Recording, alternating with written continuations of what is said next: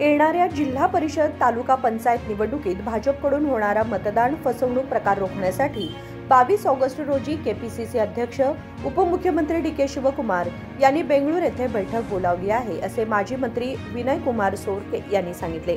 बुधवारी काँग्रेस भवनात पत्रकार परिषदेत ते बोलत होते।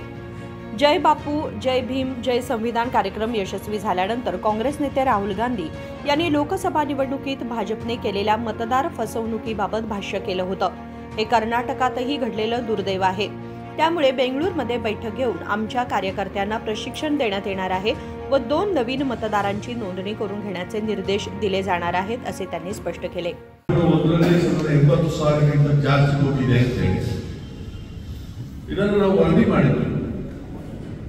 ಆ ವರದಿಯನ್ನ ಇವತ್ತು ನಮ್ಮ ನಾಯಕರಾದಂಥ ರಾಹುಲ್ ಗಾಂಧಿ ಅವರು ಒಂದು ಟಿವಿಯ ಮುಖಾಂತರ ಸಂಶೋಧನೆ ಮಾಡಿ ಅದರ 1 ಲಕ್ಷಕ್ಕಿಂತ ಮಿಕ್ಕಿ ಓಟು ಮಹದೇವಪುರದಲ್ಲಿ ಇದೆ ಅನ್ನೋದನ್ನ ದಾಖಲೆ ಪತ್ರ ಮುಖಾಂತರ ಇವತ್ತು ಪತ್ರಿಕಾಗೋಷ್ಠಿಯಲ್ಲಿ ಬಿಡುಗಡೆ ಮಾಡಿದ್ದಾರೆ।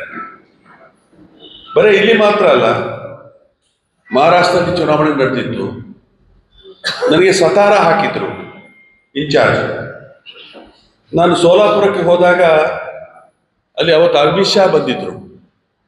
ಅಮಿತ್ ಶಾ ಮೀಟಿಂಗಿನ ಔಟ್ಪುಟ್ ಏನು ಅಂತ ಕೇಳುವಾಗ ಅವರ ಕಾರ್ಯಕರ್ತರಿಗೆ, ಅವರ ಮುಖಂಡರಿಗೆ ನೀವು ಎಷ್ಟು ಬೇಕಾದರೂ ವೋಟರ್ ಲಿಸ್ಟ್ಗೆ ಸೇರ್ಪಡೆ ಮಾಡಿ ಅನ್ನುವಂಥ ಕರೆಯನ್ನ ಆ ಮೀಟಿಂಗಲ್ಲಿ ಅಮಿತ್ ಶಾ ಕೊಟ್ಟಿದ್ರು।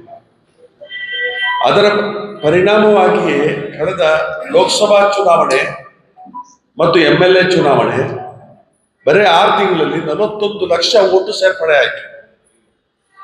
41 ಲಕ್ಷ ವೋಟ್ಗಳ ಸೇರ್ಪಡೆ ಆಯಿತು।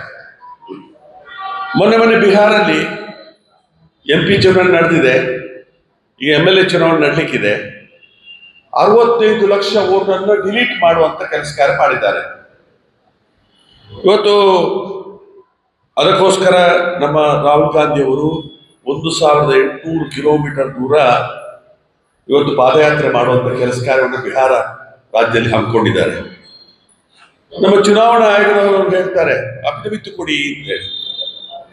ಅಫಿಡವಿಟ್ ಕೊಡ್ಲಿಕ್ಕೆ ಏನಿದೆ, ಸಾಕ್ಷಿ ಆಧಾರ ಎಲ್ಲವನ್ನೂ ಕೂಡ ಮಂಡನೆ ಮಾಡಿದ್ದಾರೆ। ಇವತ್ತು ಸುಪ್ರೀಂ ಕೋರ್ಟ್ ಅಲ್ಲಿ ಕೇಸ್ ನಡೀತಾ ಉಂಟು। ಸುಪ್ರೀಂ ಕೋರ್ಟ್ ಕೂಡ ಇವತ್ತು ಆದೇಶ ಮಾಡಿದೆ, ದಾಖಲೆಗಳನ್ನು ಚುನಾವಣಾ ಆಯೋಗದ ದಾಖಲೆಗಳನ್ನು ಸಬ್ಮಿಟ್ ಮಾಡಿ ಅನ್ನುವಂಥ ರೀತಿಯಲ್ಲಿ ಸುಪ್ರೀಂ ಕೋರ್ಟ್ ಕೂಡ ಆದೇಶ ಮಾಡಿದೆ।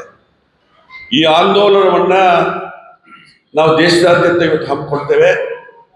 ಡಾಕ್ಟರ್ ಬಾಬಾ ಸಾಹೇಬ್ ಅಂಬೇಡ್ಕರ್ ಅವರ ಸಂವಿಧಾನದ ಮುಖಾಂತರ ನಮಗೇನು ಮತದಾನದ ಹಕ್ಕಿತ್ತು ಅದನ್ನು ಕಿತ್ತುಕೊಳ್ಳುವಂತ ಕೆಲಸ ಕಾರ್ಯವನ್ನ ಏನು ಬಿಜೆಪಿ ಪಕ್ಷ ಇವತ್ತು ಚುನಾವಣಾ ಆಯೋಗವನ್ನ ಕೈಪಿಡಿಯ ರೀತಿಯಲ್ಲಿ ಇವತ್ತು ಬಳಕೆ ಮಾಡ್ತಾ ಇದೆ, ಅದರ ವಿರುದ್ಧ ಆಂದೋಲನ ಮಾಡಬೇಕು ಅಂತ ಹೇಳಿ ನಾಡ್ದು 22ನೇ ತಾರೀಕಿಗೆ ಕರ್ನಾಟಕ ಪ್ರದೇಶ ಕಾಂಗ್ರೆಸ್ನ ಅಧ್ಯಕ್ಷರು, ಮುಖ್ಯಮಂತ್ರಿಗಳು ಸೇರಿ ರಾಜ್ಯದ ಎಲ್ಲಾ BLA ಒನ್ನುಗಳ ಸಭೆಯನ್ನ ಕರೆದು ನಮ್ಮಲ್ಲಿ ಕೂಡ ಕರ್ನಾಟಕ ರಾಜ್ಯದಲ್ಲಿ ಕೂಡ ಈ ರೀತಿ ಏನು ತಂತ್ರಗಾರಿಕೆ ಇದೆ ಅದನ್ನ ಪರಿಶುದ್ಧಗೊಳಿಸೋಸ್ಕರ ನಾವು ನಿರಂತರವಾದಂತಹ ಕಾರ್ಯಕ್ರಮ ಹಮ್ಮಿಕೊಳ್ಳಿಕ್ಕಿದ್ದೇವೆ।